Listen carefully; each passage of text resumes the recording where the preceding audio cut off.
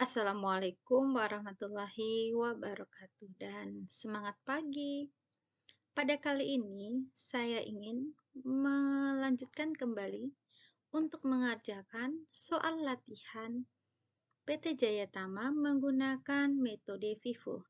Ini merupakan salah satu soal untuk UKK akuntansi paket 2.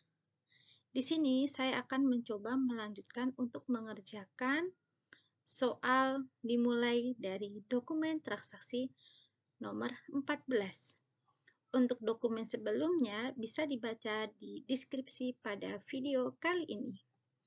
Dokumen 14 merupakan bukti kas keluar yang terjadi pada tanggal 17 Desember 2021, di mana PT Jaya Tama membayar kepada PT Dirama untuk pelunasan hutang dagang atas pembelian kredit tanggal 15 November 2021 dan terminnya adalah 3/15 N45 sebesar 297.343.750 rupiah. Karena ini bukti kas keluar, maka akan kita catat ke dalam jurnal pengeluaran kas atau Cash Payment Journal. Kita buat tanggalnya terlebih dahulu, tanggal 17, nomornya adalah 04. Deskripsinya kita buat nama ke supplier kita PT Dirama. Ini adalah nilai dari cash in bank yang kita keluarkan, uang kas yang dikeluarkan. Jadi ini langsung ke angka cashnya aja dulu, sebesar bukti kas keluarnya, tinggal nyalin saja 297.343.750 rupiah. Lalu untuk angka hutangnya, account payable-nya, kita bisa lihat di soal ini di daftar saldo hutang atau kita bisa buka buku besar pembantu hutang. Ini dia PT Dirama. Angkanya ini. Tinggal kita pilih. Nah, karena ini pembeliannya tanggal 15 November, maka tidak mendapatkan diskon lagi. Karena sekarang udah tanggal 17 Desember. Untuk mendapatkan diskon itu dalam waktu paling lambat adalah 15 hari sejak terjadinya transaksi. Oke, ini sudah sama ya angkanya. Oke, kalau udah, karena ini berhubungan dengan account payable atau hutang dagang, harus kita salin ke dalam, iya betul, buku besar pembantu hutang dagang. Ya, kita buat tanggalnya tanggal 17, pelunasan Cash Payment Journal. Posisinya debit ya. Ini kan debit. Untuk debit dipindahkan ke sebelah debit. Seperti ini. Nah, saldonya bisa dilihat. Kredit, kalau ketemu debit dikurangin. Tuh, saldonya sudah nggak ada. Jadi, kalau untuk dokumen nomor 14, bukti kas keluar ini, untuk pembayaran hutang, kita catat di dalam Cash Payment Journal atau Jurnal Pengeluaran Kas. Kita salin tanggal, deskripsinya juga. Nah, angka yang ada di bukti kas keluar ini langsung dipindahkan ke cash in bank. Lalu, account payable-nya bisa dilihat di daftar saldo hutang atau buku besar pembantu hutangnya. Kalau sudah seperti ini, untuk kalimat account payable ini harus dipindahkan ke buku besar pembantu hutang. Oke, sudah selesai dokumen transaksi nomor 14. Kita lanjut ke dokumen nomor 15. Ini masih bukti kas keluar, di mana pada tanggal 19 Desember 2021, PT Jaya Tama membayar listrik, air, dan telepon bulan November sebesar 2.625.000. Karena ini bukti kas keluar, maka kita catat di dalam cash payment journal juga atau jurnal pengeluaran. Oke, kita buat tanggalnya, lalu nomornya,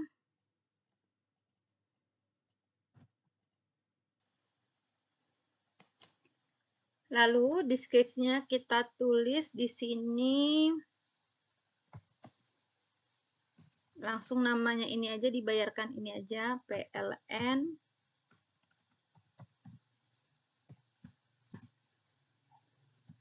PDAM dan Telkom. Oke, cashnya sebesar yang ini ya, 2.625.000. Oke, debitnya kita taruh di kolom other.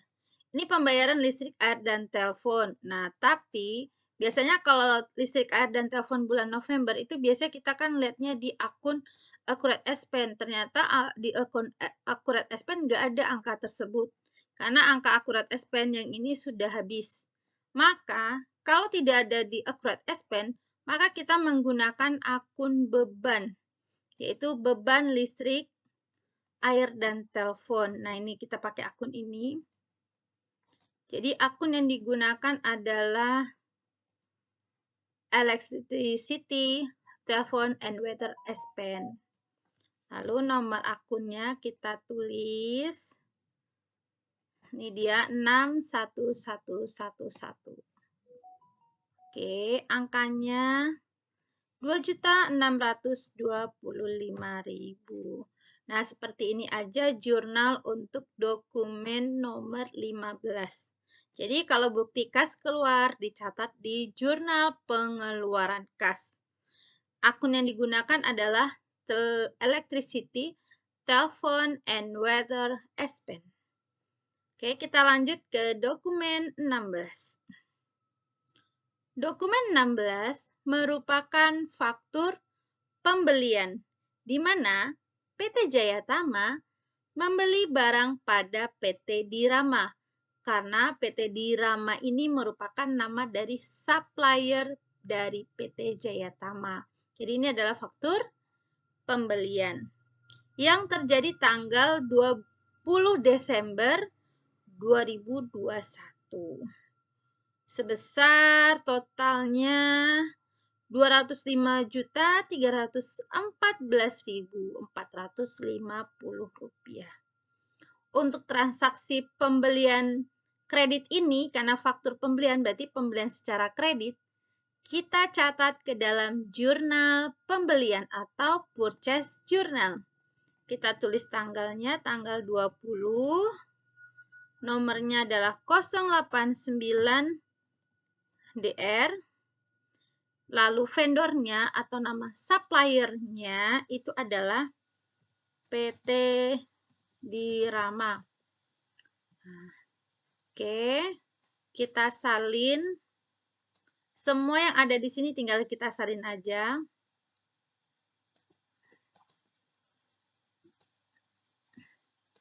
Untuk merchandise inventory kita ambil dari angka jumlah ini. Tinggal salin saja.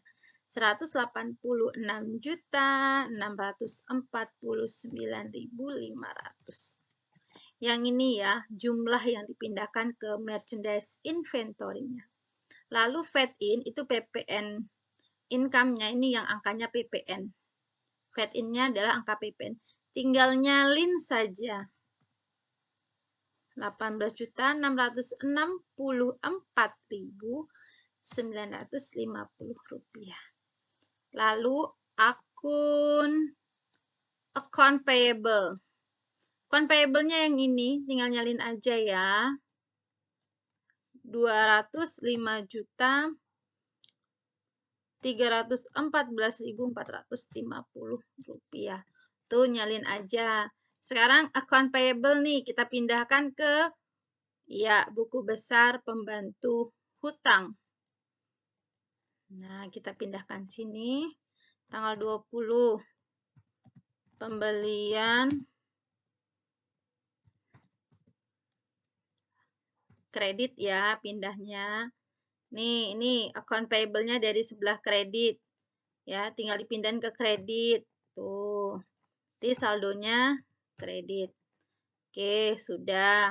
Lalu apalagi mau dipindahkan? Ini dia. Merchandise inventory juga dipindahkan ke inventory card. Kita mulai dari yang lemari panjang tipe 1 atau LJ1P. Ini dia. Jangan sampai salah, kita pindahkan ke inventory card-nya. Oke, kita buat di sini, kita kasih warna ya, biar nampak bedanya tanggalnya. Oke, tanggal 20 PT di Rama. Karena membeli berarti in 24. Nah, harganya yang ini nih. Kalau pembelian, harga yang ada di faktur salin ulang. Nah, 4.063.000. Lalu, totalnya sebetulnya kalau lagi manual, lagi ingin nulis tangan, yang ada di sini tinggal nyalin aja nih. Gak usah pakai kalkulator lagi, tinggal nyalin seperti ini. Gini saja, nyalin ini dipindahkan ke sini. Nah, kalau pakai Excel bisa dikalikan. Tapi kalau memindahkan ke inventory card itu tidak perlu pakai kalkulator. Terus hasilnya sama ya. Oke. Sekarang kalau udah, sekarang kita susun saldonya. Ini saldo sebelumnya, ini salin dulu. Kan kita metodenya FIFO ya, salin dulu. Oke. Kita insert lagi.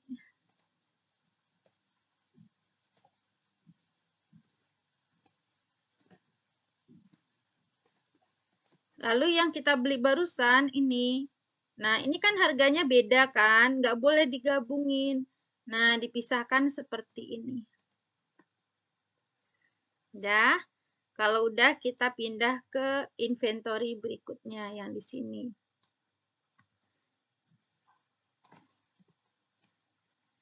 Sama, kita tambah kolomnya. Kita kasih warna ya. Jadi tanggal 20 nih yang kita warnai ini. Yang dibeli adalah 15. Ini yang barang kedua ya, LJ2P.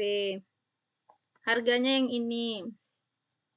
5.942.500. Totalnya udah ada di sini, tinggal nyalin aja. 89.137.500.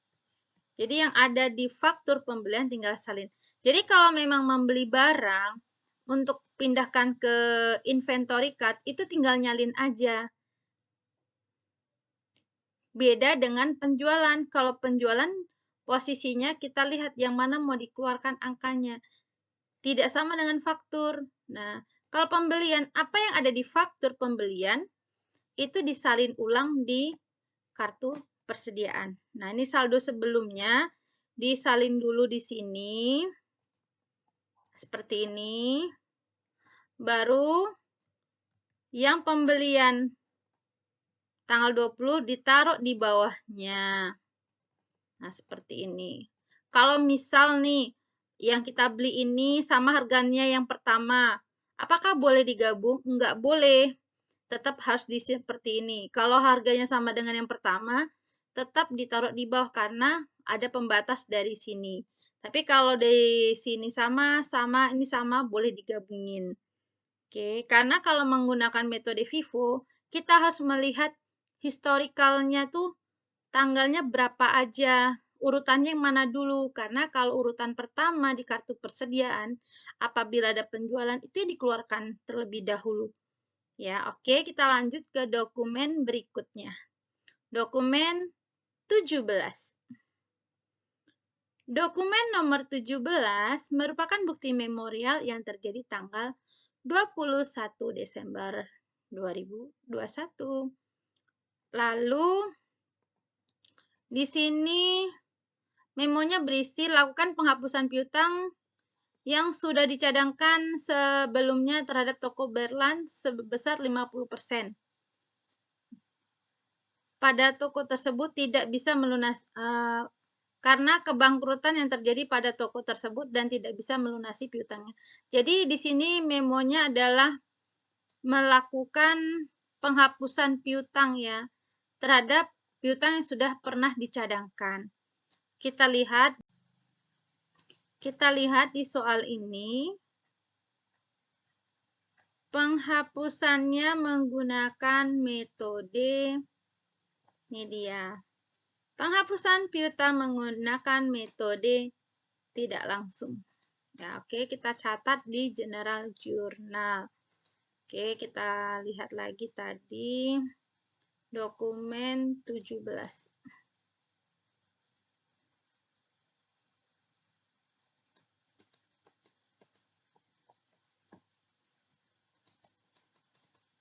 Tanggalnya 21, nomor 01 BM.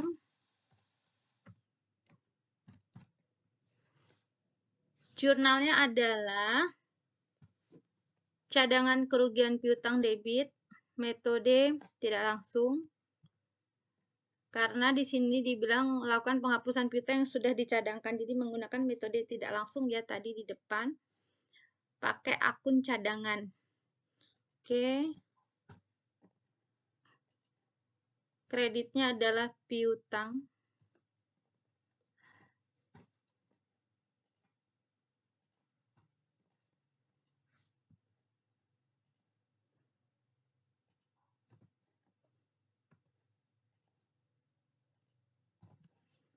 Angkanya adalah 50% dari saldo piutangnya. 50% kali ya saldo piutang. Kita lihat. Nih, toko Berlan, saldo piutangnya adalah 15.400.000. 50% kali 15.400.000. Jawabannya adalah 7.700.000 ya. Kalau debitnya udah, maka kreditnya juga kita isi seperti ini. Lalu karena ini ada kaitannya dengan apa namanya tadi? Piutang ya, ini ada kalimatnya piutang ya. Maka harus kita pindahkan ke kartu piutang atau buku besar pembantu piutang. Nih, tanggal 21 penghapusan General Journal. Di sebelah kredit kan ini ya. Ini kredit. Oke, seperti ini. Saldonya debit, kalau ketemu kredit dikurangin. Oke, sudah selesai. Demikian video kita kali ini, sudah mengerjakan dari dokumen 14 sampai dengan dokumen 17 pada soal PT Jayatama menggunakan metode FIFO. Demikian video kita kali ini. Sampai ketemu di video berikutnya. Wassalamualaikum warahmatullahi wabarakatuh dan semangat pagi.